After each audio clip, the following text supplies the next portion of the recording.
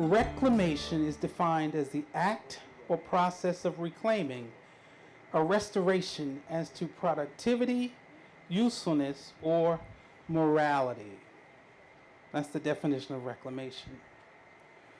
Ms. Jessup White has heard stories about starting with her being related to Thomas Jefferson when she was a young girl. And her curiosity and chosen profession of journalism led her to a lifelong journey of research and discovery. Ms. Jessup White searched for 40 years to find the answers and truth about her family legacy. That is real perseverance, and I'm sure she'll tell us all about that when she comes to talk to us. This book chronicles the journey Ms. Jessup White took to find her heritage and discover a story of Black heritage. After reading Reclamation, I wanted to learn more about Ms. Jessup White. During one interview, she talked about finding her history. She talked about her family and finding her wholeness. I hope she expands on that when she comes and talks to us. I thought that was really wonderful that she said that. You know, people want to be made whole. They want to feel whole. They want to feel that they matter. And let's have her talk about that to us. Ms. Jessup White found through DNA that she was the descendant of Thomas Jefferson on her father's side. She said her favorite president, and correct me if I'm wrong, but I think you said that was your favorite president. And also, she was the great-great-granddaughter of Peter Hemings, Sally Hemings' brother. It's no wonder that Ms. Jessup White was named a Jefferson Studies Fellow. She is now the Public Relations and Community Engagement Officer at Monticello. With no further ado, I'd like to introduce to you and ask her, well, she's not going to come to the dais, you're going to have a discussion right there, but I want to introduce to you and welcome Ms. Gayle Jessup White to tell us more about Reclamation. Thank you very much. Is this on? Oh, yeah. And my name is Paula Whitacre, and I have the honor of talking to Gayle today. I read her book. We've talked a few times beforehand. We want to go a little bit further behind both the content and the process of how she came from investigating her family history to actually writing this book. So I want to start, I think, today with the title, which is very evocative, as was defined, and how you came to choose it and why Reclamation means so much to you. I'm happy to answer those questions. Thank you, Paula. Before we jump into that, I want to thank you. First of all, I want to thank Danny for that introduction. And I really want to thank all of you for being here in this heat. It is hot outside. So I really appreciate you being here. So, to your question, what does reclamation mean to me? And to Danny's comment as well. Reclamation means finding that history, claiming that past, claiming what my ancestors did to help build this country, what Black people helped to do to build this country, finding my family and becoming whole as a result of it. So many Black people we don't know our history. We were robbed of that. We were robbed of everything. We were robbed of our own personhood. And we feel that. We can't go back, most of us, beyond that 1870 census. Can everybody hear me okay, by the way? Good. The 1870 census, when people who were considered property finally became human or were counted. We can't go beyond that. And I always felt that. I always felt that something was missing. So in finding this history and understanding who my people were and seeing myself in them and knowing that without them, I wouldn't be here, we wouldn't be here, frankly. I found myself. I found a voice that I've been missing my entire life. So we can speak in really abstract terms about what reclamation means to me. In many ways, it means salvation. This book saved me. It saved a life that was kind of vacuous, quite frankly, that became whole and became full and allowed me to speak for people who did not have a voice. It sounds like a cliche, but it's true. Of people whose voices were smothered whose voices were ignored, whose descendants' voices were ignored, whose descendants continue to fight to be heard. Reclamation is the continuation of that fight, the embrace of that fight, and claiming this history as ours.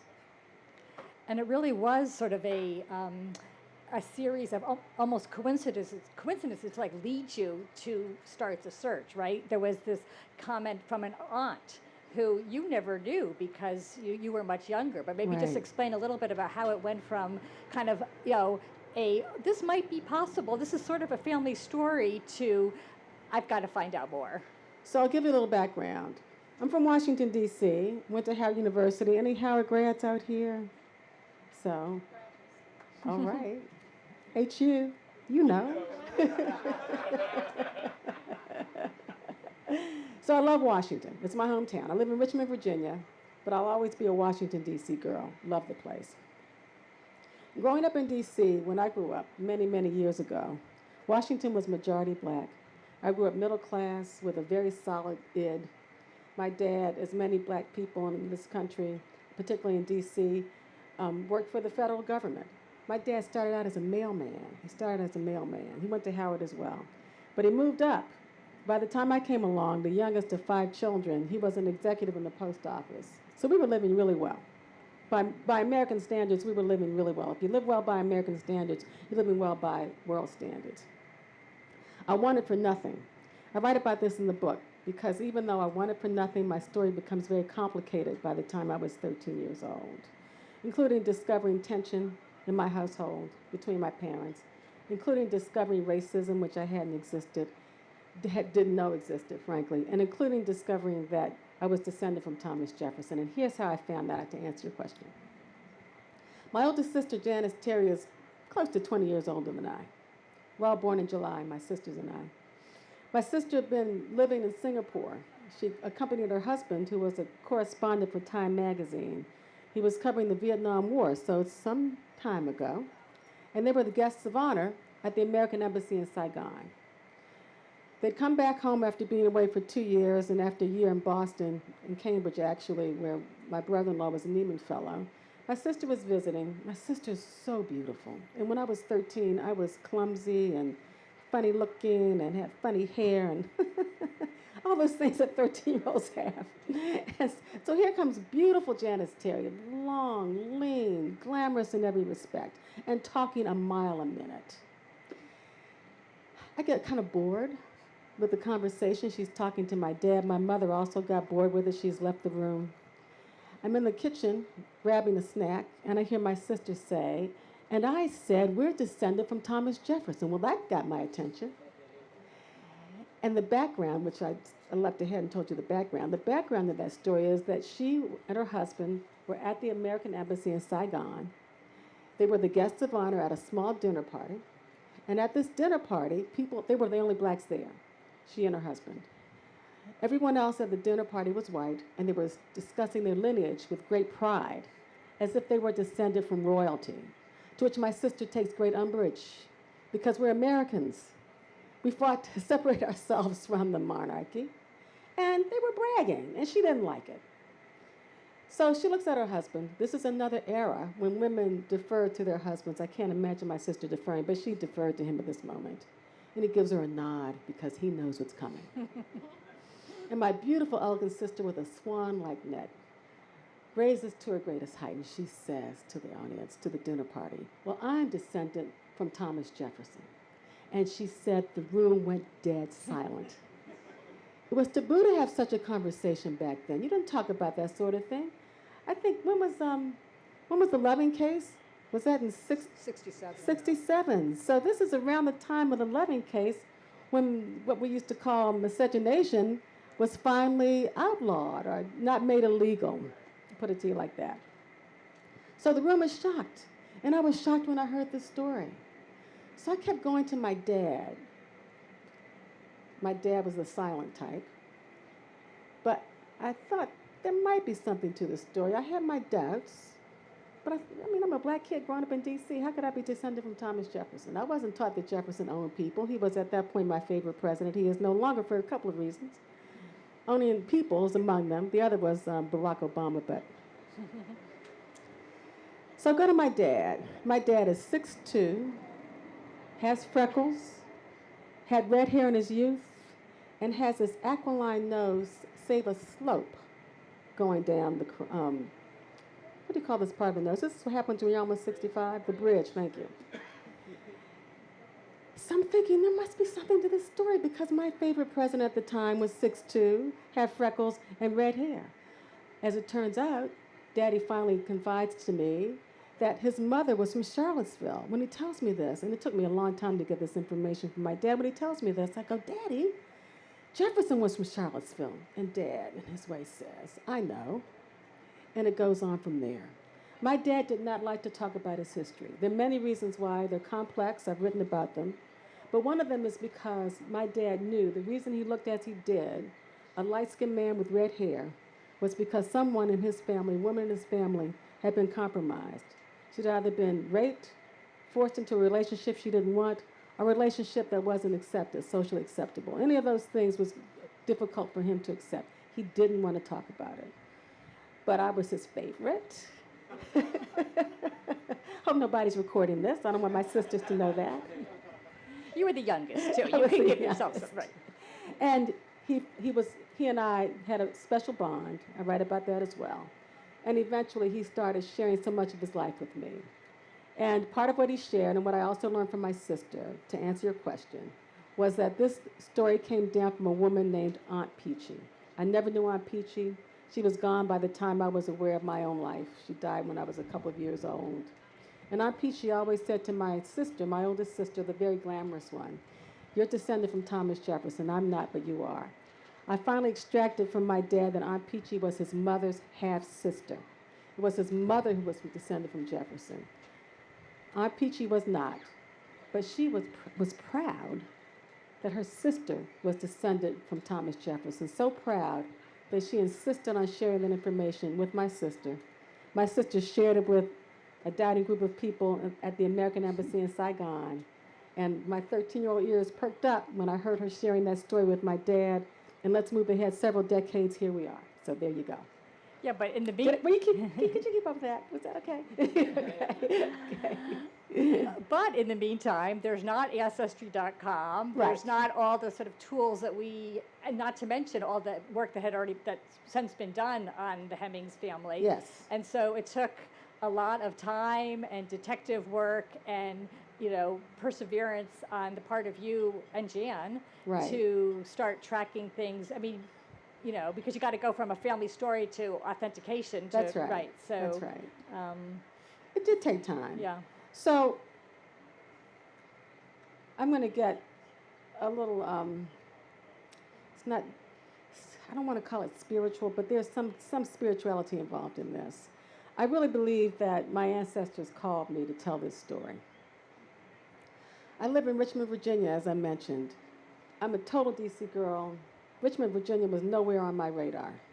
But I fell in love with a man, his name's Jack White. He wrote for Time magazine, as my brother-in-law did. And he moved to Richmond to teach at Hampton. And I was going to go anywhere where Jack was going. So we ended up in Richmond, Virginia. Richmond is about an hour's drive from Charlottesville. And as a result of being that close to Monticello, I started visiting on a regular basis. And as a result of visiting on a regular basis, I finally got the attention of the people at Monticello. I had no business and have no business being in Richmond, Virginia. For so many visits at Monticello, no one paid attention to me at all. And finally there with my son, my tall, handsome son, MIT graduate. Thank you. And at that time, it was an odd day. We hadn't planned on going there at all. At that time, someone finally pays attention to me when I raise my hand and say, I'm a descendant from Thomas Jefferson and Sally Hemings, which I did every time I visited Monticello. So all these coincidences are occurring, all these things that seem to be coincidences, but to me, they are not. For me, there were my ancestors calling me back. For me, there were people saying, we have to be heard. We are a part of American history. And you have a voice, and you have a talent. And my talent was just okay. I mean, I could write a news story. But the ancestors gave me the talent to write this book. When I read this book, I was telling Paula earlier, I can't believe I wrote this book. They did it. They inspired me to do this. So there are no coincidences that brought you here today in all this heat. There's something that you want from this. You're going to walk away from this inspired to do something, to tell a story, to find your own story, to do your own discovery. Because you're brought here for a reason. For a reason. And my ancestors brought me here, and I know it. I don't have any doubt about it. So there's your answer to the coincidences. So maybe talk a little bit about, the process of, because it's not just about, the search for your ancestors. There's also a search inside yourself. Yes. And thinking about your family and your own kind of growing up. And, right. Lots of folks out here, this might be one reason why you should write biographies and not memoir, but are wanting to go into their own past for, memoir, essay, and maybe just talk a little bit about kind of what that process was all about. I will. Now, I looked at my watch because I don't want to talk too long because I'm hoping that you have questions. So you'll stop me, please. And if I go on too long, please stop me. Everyone has a story, right? Everyone has something to say. Everyone has a history. Every single one of us has value. I didn't know what my value was. This is very difficult for me to admit, but I was kind of a shallow person. I liked pretty things, still do. I grew up in a very insular world. I cared about living in fancy houses and going to parties and being sociable and shopping. I like to read. I always liked to read. So there was always this other side of me that was in competition with the glamour girl part of me. But something happened. Actually, my current husband kind of did it. He's so smart. And I really had to live up to his expectations. I could not be married to this smart man and continue on the path I was on. And then I had this calling. And this calling for me has been like a spiritual calling, like if they're a religious calling. I've heard that people who preach have a calling. Well, that's what this has been for me. And it's changed my life. And it changed me from being from that girl who was, from a girl, I mean, I'm talking in my 40s and still calling myself a girl, into a woman who cares, who's not afraid to speak up, who calls racism out when she sees it. I did not want to give attention to racism when I was growing up. I didn't want to know it existed. Even though I had been exposed to it when I was 13, I dismissed it until a few years ago when I remembered what happened in Las Vegas at a hotel when I was 13, when a little girl I befriended wasn't allowed to play with me anymore. I put that way back in the recesses of my mind. But in my 50s, all of these things came back to me. And I am so proud to have the strength and the will and the voice and the platform to speak without fear about the world in which we live and what we must do to change it. And this book did that for me. This discovery did that for me. The ancestors did that for me. So yes, it's been a growing process. And I am so proud. I mentioned my age. I used to lie about my age regularly. I always shave 10 years off. Well, I'm proud to say I'll be 65 years old in July. Thank you. Thank you, thank you, thank you. It took me a lifetime to get to this point, but doggone it, I made it. I made it. And I'm proud of that. And the book writing part, I mean, it's a lifetime that's in the book. Yeah. The actual writing of the book, like, roughly how long was that for you? So the uncovering of the history literally took 45 years. I started collecting stories first from my dad and then from my sister Janice. My other siblings didn't know too much about it. Most of my dad's family was dead, so there was no one to get this information from. My uncle was still alive. I collected some family artifacts along the way. Finally ended up in Virginia, as I mentioned earlier, and finally ended up at Monticello as a fellow, and that would have been in 2014. A tragedy struck our family in 2014. My first husband, from whom I was divorced at the time, died.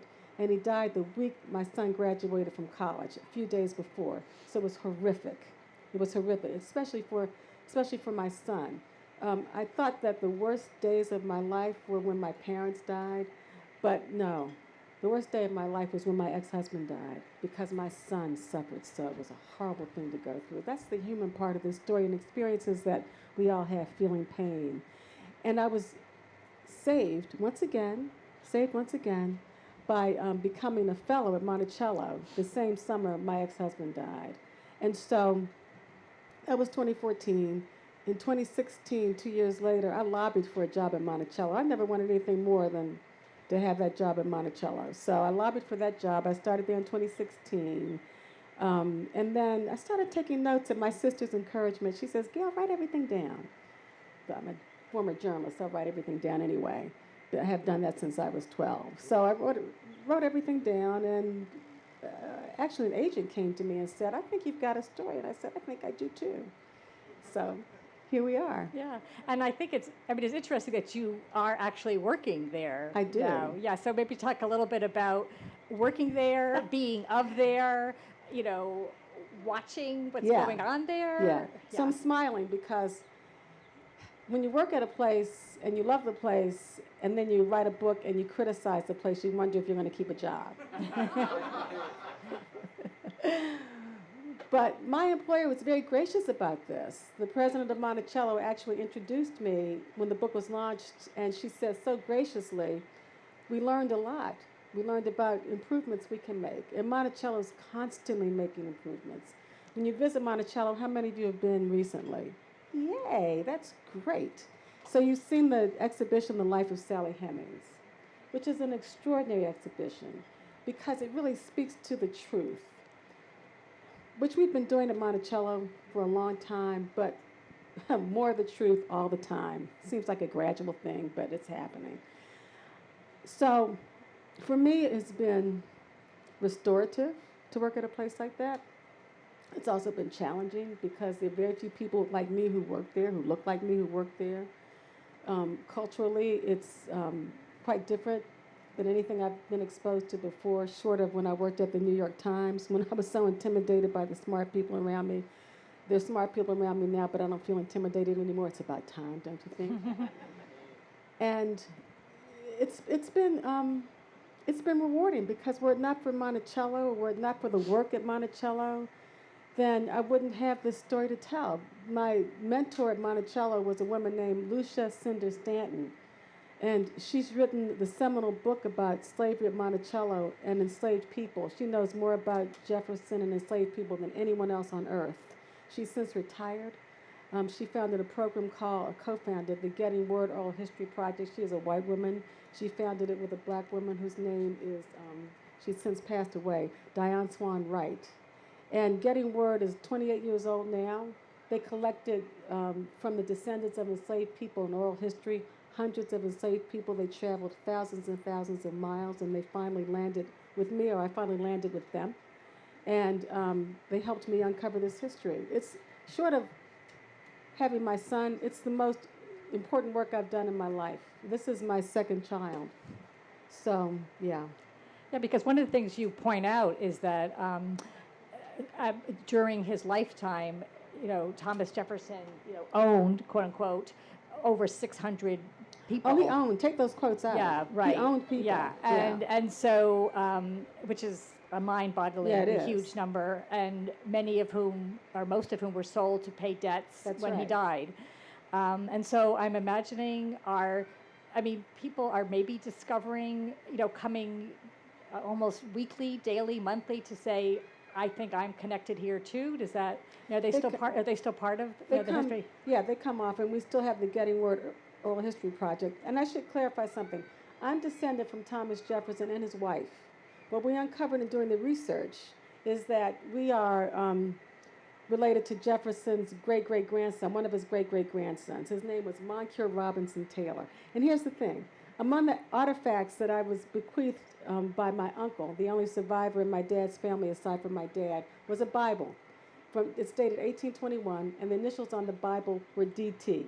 I never knew what they meant, until we uncovered this history with the help of Senator Stanton and discovered that Jefferson had a great-great-grandson named Moncure Robinson Taylor. This is part of the detective work.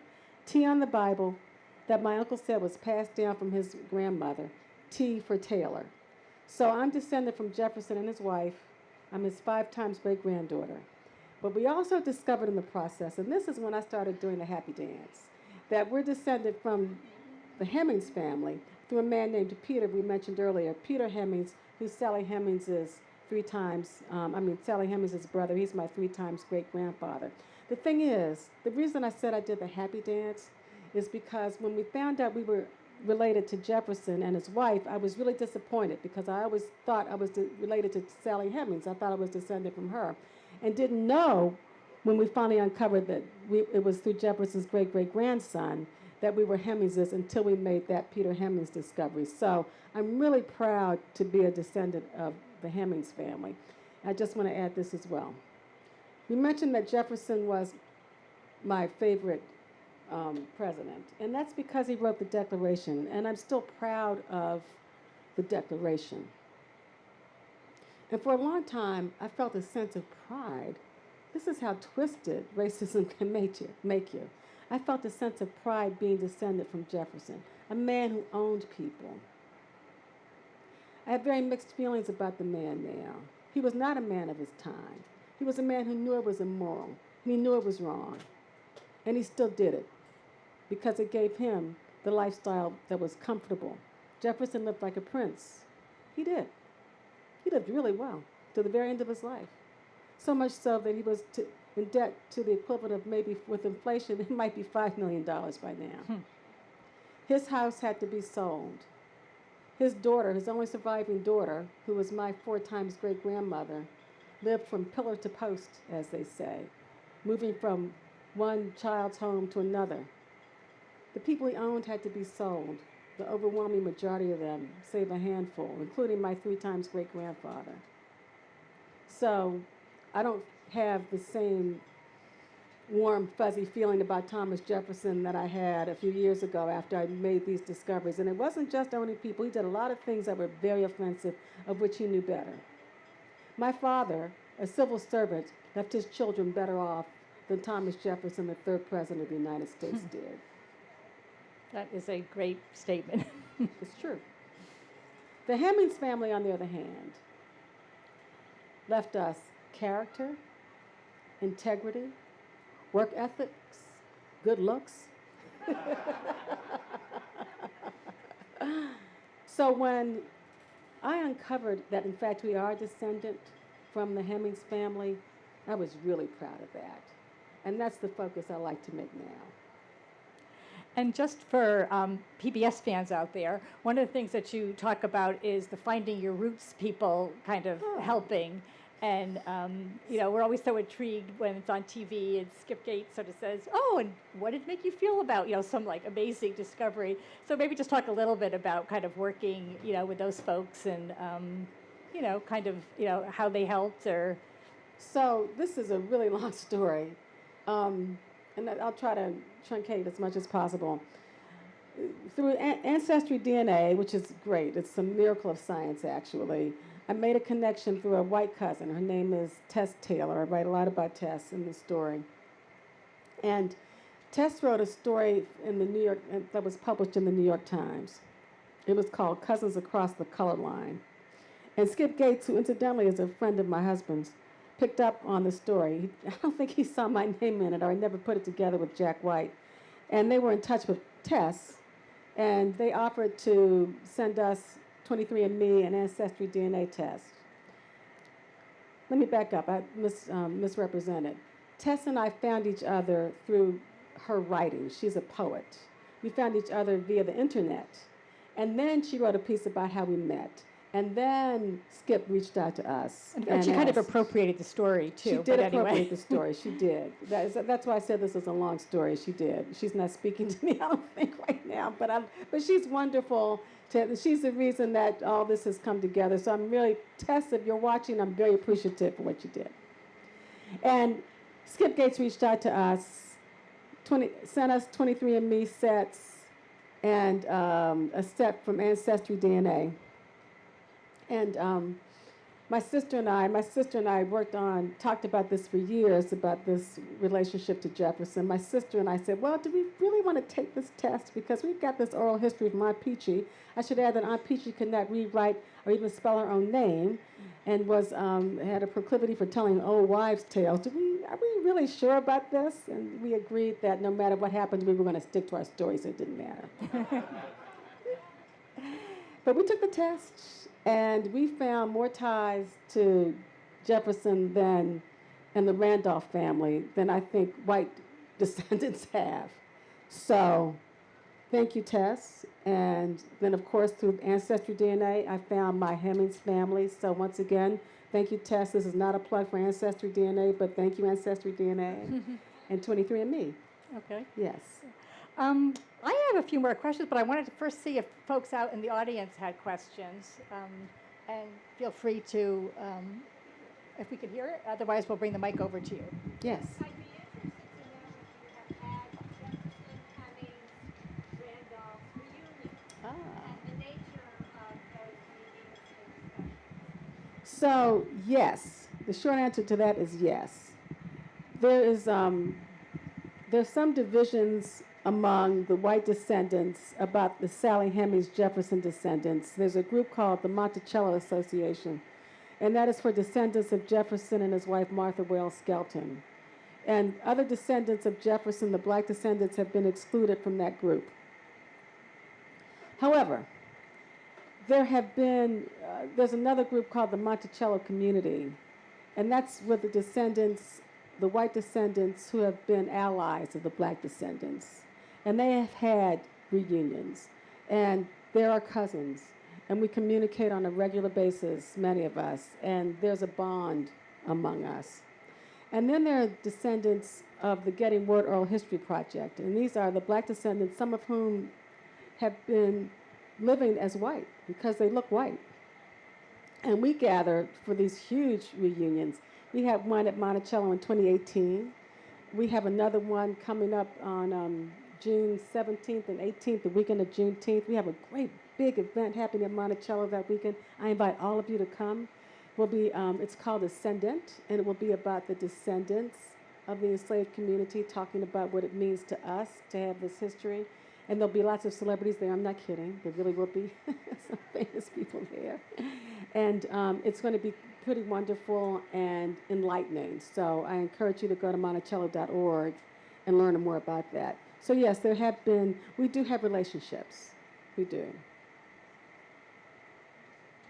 have a question.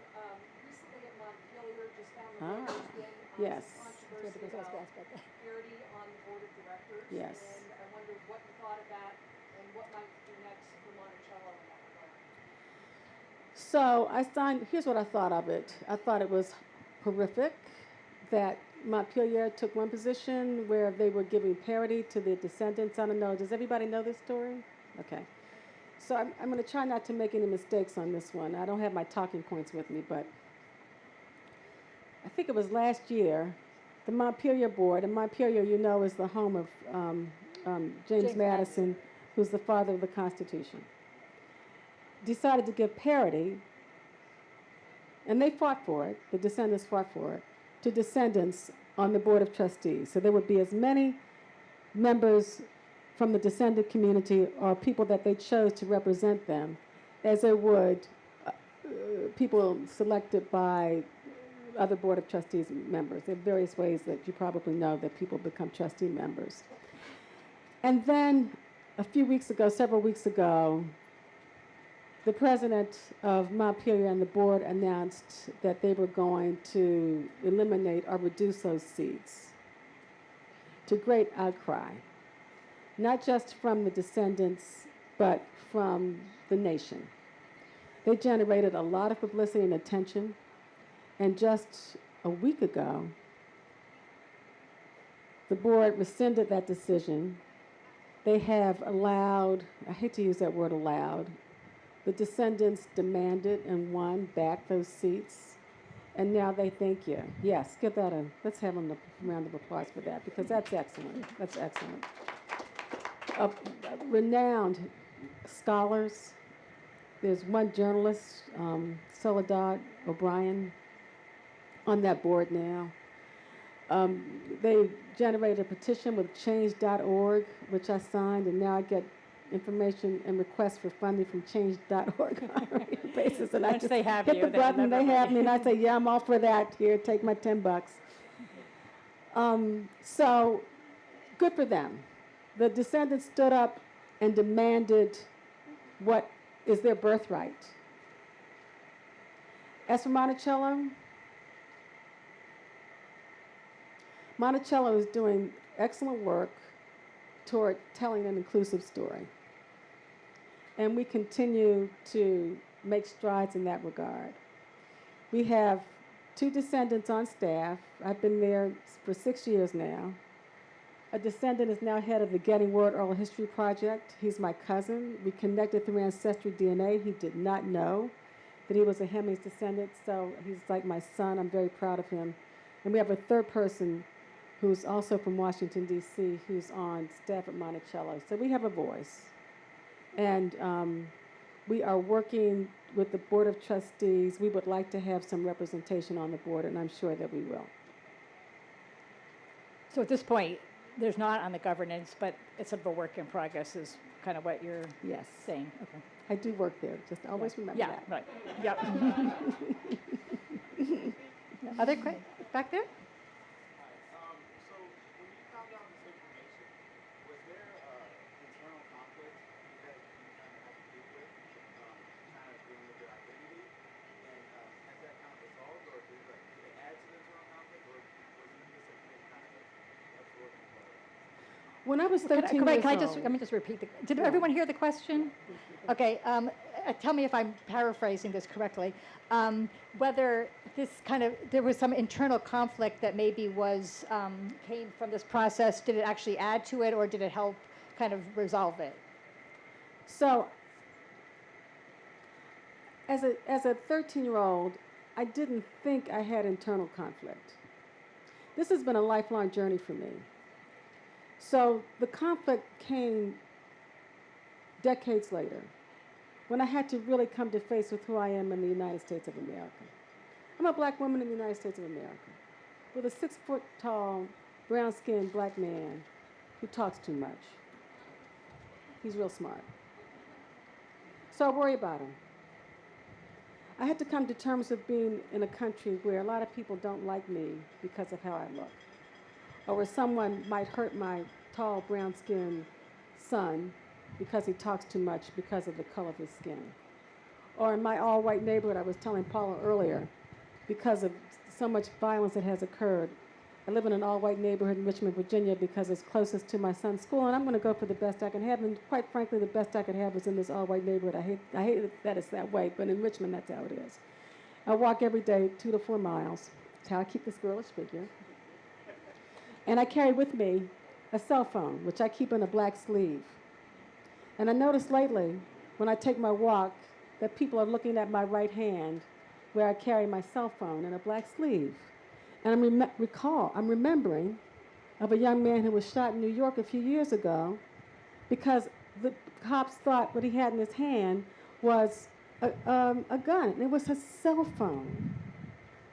So the internal conflicts were not part of my upbringing. They were not part of my youth. They're part of my life now because I know who I am in America. However, those conflicts have become empowering because I do know who I am in America. I'm prepared to deal with who I am in America. I am no longer living in an insulated world. I know how to protect myself. I know how to protect my feelings. I know how to protect my son. And I can have this open conversation. And I can talk about race. And I can feel, are you an officer? Okay. Because one of the things I don't ever want to do is offend anybody. They're good cops and they're bad cops. They're good white people and they're bad white people. They're good black people and they're good black people.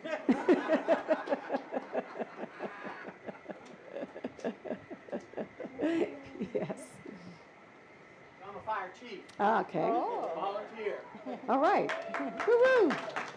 Here in Montgomery County, we're made up of 50% minority females in our volunteer service. But we work side by side, law enforcement, and they look at me, and the first thing they see is, well, uniform, are you the police? And I've been doing this 43 years. I grew up in a mixed race family in Pittsburgh, and you don't know what my race is by looking at me. I'm losing sisters and brothers every day because they are not racist, but we are in an institutionally racist field. And I teach in academics for a profession. There's institutional racism. Healthcare, there's institutional racism. Law enforcement, fire department, there is institutional racism throughout America, but they're not individuals who are racist, and we struggle with that. I lose people that when leaving the field, because they say, I'm being labeled, I'm not a racist. So how is the institution become racist? Where is it a right line? Do we have to get rid of the chief? Is it the leadership? Is it the older people? Is it the people who don't have any diversity? Did you see a change when you left Washington? When did you see this institutional racism in different fields at a different level that you did, not just when you were young, but once you got educated? Yeah. First of all, thank you for your work. I appreciate it. We appreciate it. I did not see institutional racism at all. I'm telling you, I've lived in this magical world where I didn't want racism to exist and I didn't want sexism to exist. I had an afro when I was a kid because it was fashionable. So the world in which I live now, I see institutional racism wherever I go, in every place I go. I notice it. It's a burden. If you're black, you know what it's like to live like that. I didn't know what it was like before. And it was nice. The genie's out of the bottle. I can't go back, but I don't want to go back. I want this voice. And to answer your question, we need to continue having these conversations and we need action. Talk is good. I like talk. That's great. But we need action. And we need action from our white allies. And we need to somehow get out of these silos, which is very, very difficult. We need to get out of these silos and talk with each other and hear each other and make change happen. We need to look at each other and see the human in us, the American in us. We're all Americans. I don't care what the color of your skin is. And we all need to share that with each other. And you don't need to, you can hear it. I like it that you hear it from me. That's good. But whites need to stand up too. That's how we move forward, by being allies in this fight. It's not just, it's really frightening. It's really discouraging. It's really painful to know that people going to a grocery store were shot down and killed, good people, because of the color of their skin. I can't read the headlines anymore. I'm a former journalist. It's depressing because of a replacement theory. Well, if we look back at American history, I think there's some American Indians who would like to address that. So we're all here. Some of us were here, we're forced here. Some of us chose to come here. But we're all here from someplace else. So I hope that helps, answers it a bit. And I think actually your book is a way to sort of have that, is one of many ways to have that conversation. So I thank you for writing it. Thank you. Yeah. Thank you. Other last questions in the audience? Uh-huh.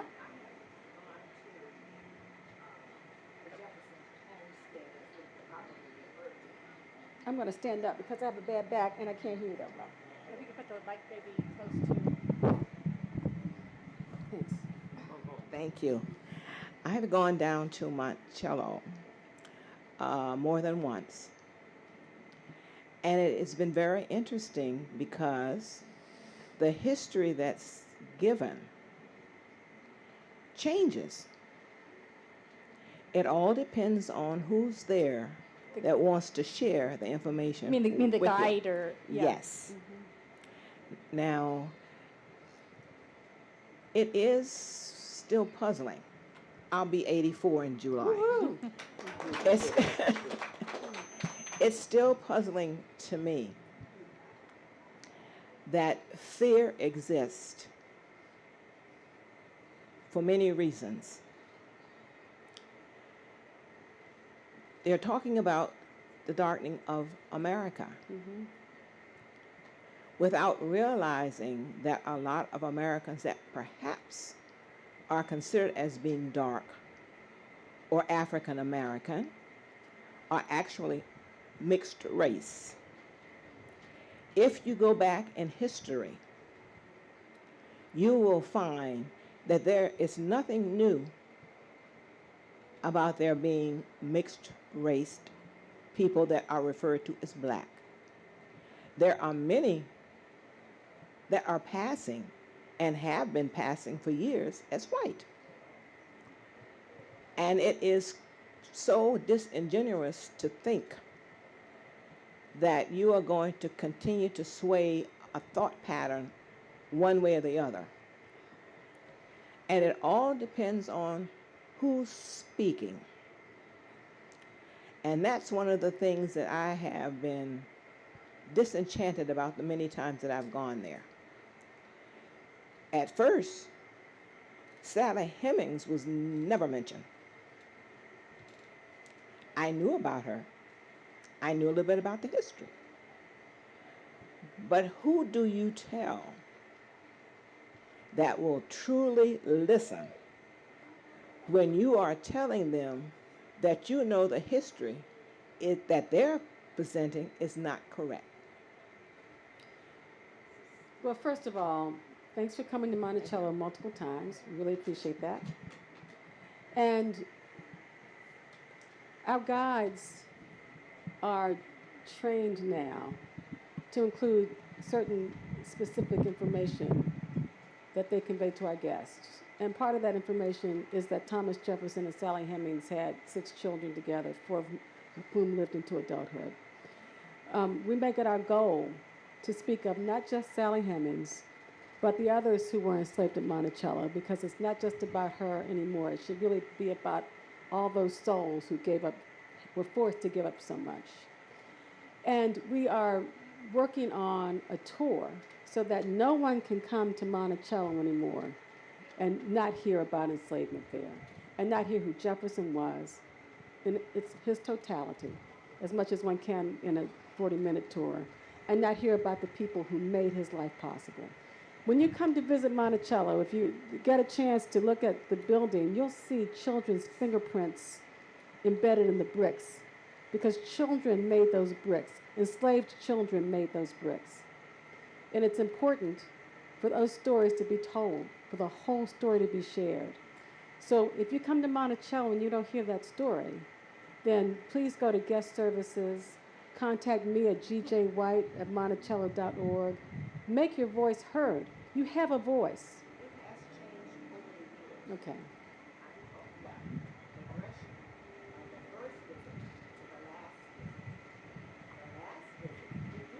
Good. Good. It was not. It was not. It has changed in the few years since I started visiting in Monticello. Sorry, say it again. It has been very recent that some of the honest history has been presented. I think that's right. And that's for various reasons. It's not so much my view that is a matter of putting down someone else or exposing someone else's life Yeah. or how they existed in years gone by. But the truth and the history should be presented because that's what America's foundation is. Absolutely.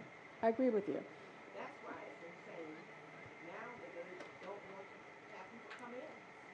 That's how this country began. Right. What after it took everything away from the Native Americans. Right.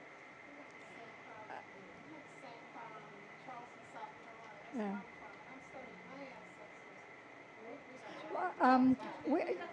Okay, all right. We have we have 2 minutes left. But this is a great And I want you conversation. guys to continue that conversation afterwards. I want to give Gayle just the last word. If you have about 90 seconds left at this point, what do you wish maybe I or somebody else had asked you that you would like to leave us with again today? These were great questions. I just want to thank all of you for your great questions. Thank you for reading the book if you have already.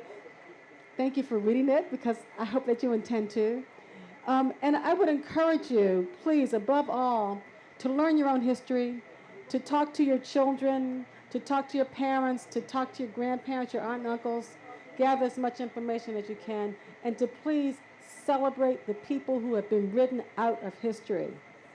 Recognize how much my people contributed. When I say my people, I mean my black people, and I say that with pride. You asked about the internal conflict.